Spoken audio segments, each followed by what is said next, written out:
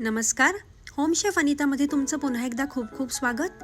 आज आपण एक आगळा वेगळा आणि हटके असा एक उपवासाचा पदार्थ करून बघणार आहोत। त्याचं नाव आहे उपवासाचे पनीर क्रॉकेट्स।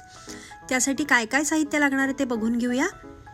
पनीरचे लांबट केलेले तुकडे, उकडून किसलेले 2 ते 3 बटाटे, एक मोठा चमचा भरून आलं मिरचीचा ठेचा, किसलेले पनीर 3 चमचे, साखर 1 चमचा, लिंबू रस 1 चमचा, रेड चिली फ्लेक्स अर्धा चमचा, बारीक चिरलेली कोथिंबीर, जिरं पूड अर्धा चमचा, 3 चमचे भरून दाण्याचा कूट, वरई पीठ 1/4 कप, साबुदाणा पीठ 2 चमचे, चवीनुसार मीठ आणि किंचित आमचूर पावडर। आता हे सगळं साहित्य एका बाउलमध्ये आपण छान मिक्स करून घेऊया। आता पनीरचे तुकडे सोडून बाकीचे जे साहित्य आहे ते आपल्याला एका बाउलमध्ये काढून घ्यायचंय आणि छान मिक्स करून घ्यायचंय। मी दिलेल्या प्रमाणात जर का तुम्ही हे साहित्य व्यवस्थित घेतलं तर तुमची पारी अतिशय छान होणार आहे। तुम्ही बघू शकता आपलं मिश्रण छान मिक्स झालेलं आहे। आता आपल्याला या मिश्रणाचे छोटे छोटे गोळे करून घ्यायचे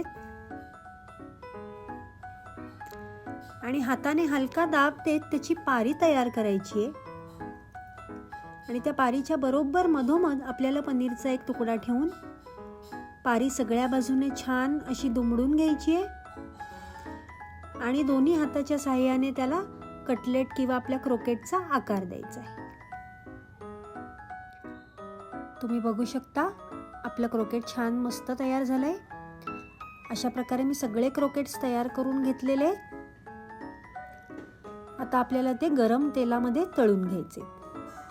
क्रोकेट्स तळताना आपल्याला तेल अगदी कडकडीत तापवून घ्यायचे, मात्र आच अगदी कमी ठेवायची जेणेकरून आपले क्रोकेट्स आतून कच्चे राहणार नाहीत आणि छान शिजतील।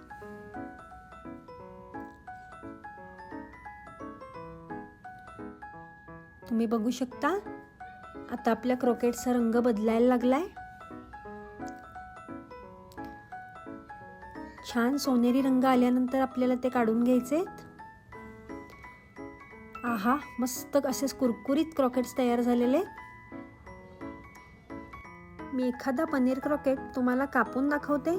तुम्ही बघू शकता आतून किती छान दिसतोय तो। अशा प्रकारे आपले पनीर क्रॉकेट्स छान तयार झालेत।